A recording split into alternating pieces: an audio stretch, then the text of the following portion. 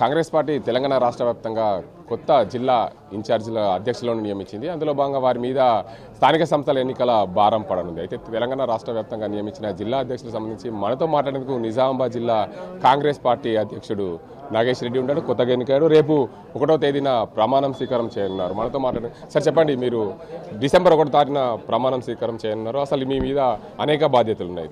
కొత్తగా అధ్యక్షుడిగా ఎన్నికయ్యారు. సర్పంచ్ ఎన్నికలు, ఎంపీటీసీ ఎన్నికలు, కార్పొరేషన్ ఎన్నికలు, ఇవన్నీ ఎన్నికలు ఉన్నాయి. వాటిని ఎలా సాధిస్తారు? నాకు ఎన్నికల కొత్తేం కాదు.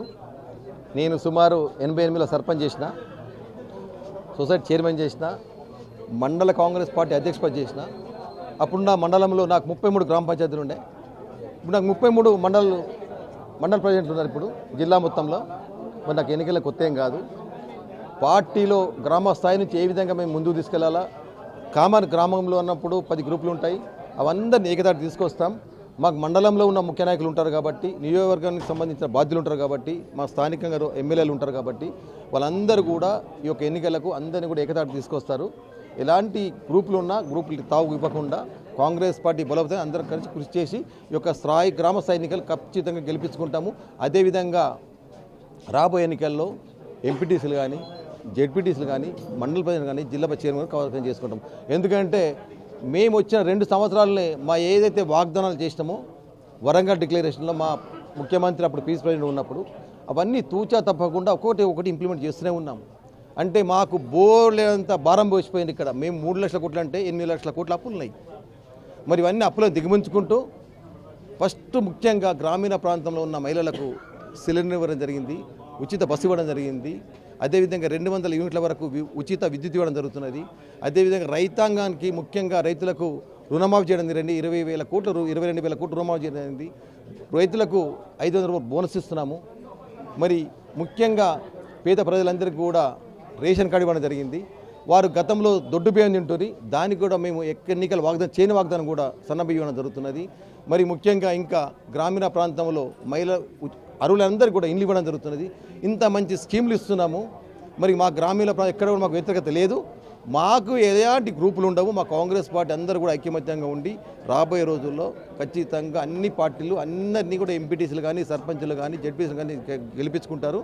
మరి ఈ యొక్క జిల్లాలో అన్ని మండల స్థాయిలో కానీ, జెడ్పీలు కానీ, మున్సిపాలిటీలు కానీ, నగరంలో కానీ అన్నీ కూడా మేము కైవసం చేసుకుని జెండా ఎగరవేస్తాం. ప్రధానంగా కాంగ్రెస్ పార్టీకి బీఆర్ఎస్, బీజేపీలు పోటీ నడుస్తున్నాయి. స్థానిక సంస్థల ఎన్నికలకు సంబంధించి మీరు ఎలా ముందుకెళ్తారు? అసలు మాకు బీఆర్ఎస్ కానీ బీజేపీ పోటే కాదు. ఎందుకంటే మొన్న మా నగరంలో చూసారు, హైదరాబాద్ నగరంలో మేము అక్కడ 0 ఉంటుంది. మాకు పెద్ద హీరో లెక్క వచ్చి రిజల్ట్ ఇచ్చారు. మరి అంత ఎడ్యుకేషన్ హైదరాబాద్ సీటే అంత ఇచ్చిందంటే గ్రామీణ ప్రాంతంలో ఇంకా ఎక్కువ స్కీమ్స్ ఉన్నాయి మాకు అక్కడ. ఎందుకంటే మీకు మొన్న బీజేపీ డిపాజిటర్ రాలేదు అక్కడ. మరి టీఆర్ఎస్ వారి స్థానాన్ని మేము కైవసం చేసుకున్నాం. మరి ఎక్కడ ఉంది, ఎక్కడ టీఆర్ఎస్ ఉంది, ఎక్కడ బీజేపీ ఉంది? మీరు ఒక్కసారి ఆలోచించండి.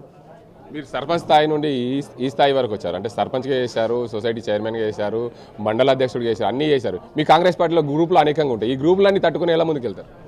మా కాంగ్రెస్ గ్రూప్ అనేది లేదు. మా కాంగ్రెస్ పార్టీ 140 సంవత్సరాల చరిత్ర గల కాంగ్రెస్ పార్టీ ఇది.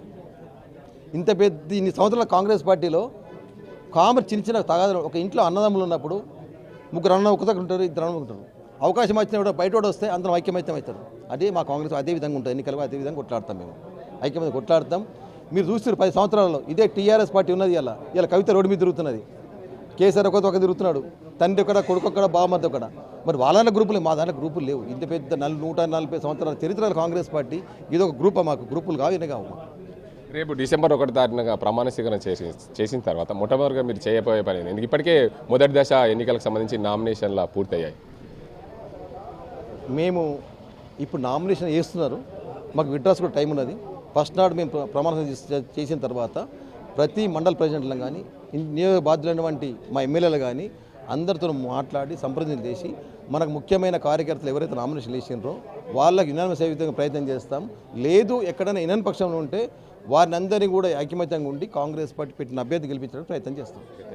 మొత్తానికి చూడవచ్చు, కాంగ్రెస్ పార్టీ 150 సంవత్సరాల చరిత్ర గల పార్టీ. ఈ పార్టీకి అన్నదమ్ములు అన్నప్పుడు కామన్గా ఇంట్లో గొడవలు ఉంటాయి. వీరంతా మాకు పార్టీలో గ్రూపులు ఏముంటాయి, ఎవరైనా సరే మేము కలిసిమెలిసి అందరినీ పంచుకొని ముందుకు సాగుతాం. స్థానిక సంస్థల ఎన్నికల్లో గెలిపే దిశగా ప్రయత్నం చేస్తామని చెప్పి నూతనంగా ఎన్నికైన డీసీసీ అధ్యక్షుడు నాగేష్ రెడ్డి చెప్తున్న పరిస్థితి. అసలైన తొలి వెలుగు Follow WhatsApp at Toli Velugu Official.